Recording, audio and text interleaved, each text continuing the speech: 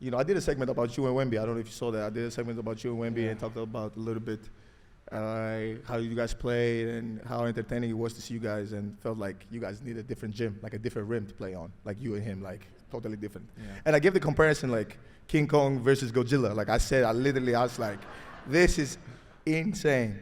I'm watching. But who are the most entertaining players to play against?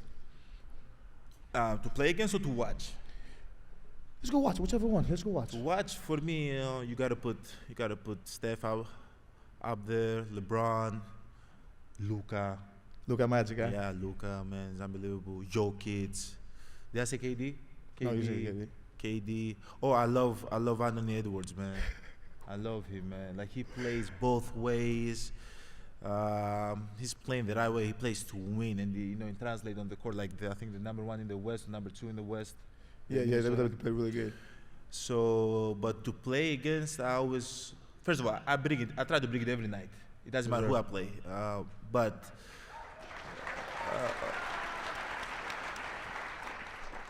I think playing against, for sure, like the best. Playing against LeBron, playing against AD, playing against KD, playing against Jokic, Luka, not even Wemby. And I know there's so many other people that I'm not mentioning right now, but just playing against the best, I feel like it just, brings the best out of me. Like you feel like this moment, I don't know if everybody feels it, like this moment of greatness on the court when you play. When you're matching up and like it's either you seize that moment or you just let that moment pass. And I love when I feel that feeling. Even though maybe sometimes I don't seize that moment, I love that moment. It's like now it's like mano a mano kind of thing, so I definitely I remember vividly a game we played the Lakers. I saw fourth quarter, and it was like the 11th minute of the fourth quarter, and the whole gym stood up when LeBron was playing. This might have been 2021 or 2022, no, 2022ish or something like that, and then everybody stood up, and the crowd was up for like 10 minutes, and I'm like, bro, this is different. Yeah, but you see, I see different though. I'm saying different. I'm thinking about game plan. I'm thinking about like, at the moment I appreciate it as a fan, but at the moment I'm thinking about game plan. Like, go by him, hit him in his chest, go by him. Like I'm thinking about stuff like that. I'm not thinking about, what's going on. But to you, and you said these moments of greatness, coming back to the championship, right? How'd you feel in the run, like with the Hawks going down? You want me to be like real, or you want It's me? my podcast, bro. Yeah. You mean? I don't know. You want to give me that goal to? Yeah, I was hurt. I was like devastated. Because I feel like, and it's been a lot of times that we've dealt with that as a team. Like sometimes the final game is not the final.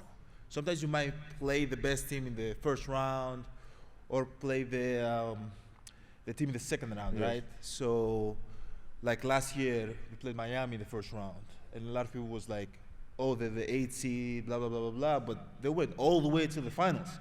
Yeah. So they beat everybody, Yeah. So, or the previous year we played Boston, and Boston went to the finals. The year before in the bubble we played Miami, they went to the finals. The year before we played Toronto, we lost. They went to the finals and won the whole thing. So sometimes, like, the final series is not actually in the finals. So I think when we played Brooklyn in the second round, and we went in there, game 2, we lost by 50, right? So we're going in the plane, and there was a lot of conversation like, oh, they're done. They're done. Yeah. Most definitely. But not the conversation from the media, because I don't follow the media. I'm hearing conversation around in the plane, like in the, around the team. But there was a lot of people. Yeah. Okay.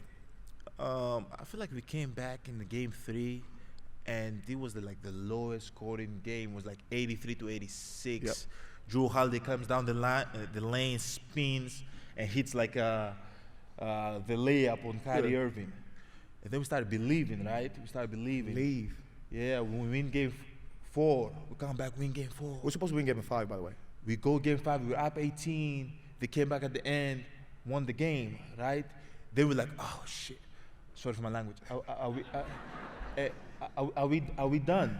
Yeah. Then we go back, game 6, won the game, and then we go game 7. I'm like, what's going to happen now? And okay, long story short, like a lot of people say, oh, KD step on the line. It's a lot of moments in that run. You know, but it's not true. We played a really good game. And now going to after the game, I was able to speak with my childhood hero, which was KD. He knows that. I know that. After that, we were able to like embrace ourselves on the court and tell him. He told me, go get you one, right? So now in my head, I'm like, oh, this is real. We can win the championship, right? And taking a shower, do media, go to the bus. I see him walking. You know, he just had like a 50-point triple-double against us. It was unbelievable. I think for me, that was the best version of KD ever that I've ever played against. You know, and then I left the bus. That's a true statement. That's a true statement right there. I left the bus. I went to him and I talked to him. I said, hey, man, like, I'm not here without you. Like, I'm not here without you. Like, you inspired me. You know, you impacted my life. Like, I wanted to be like you.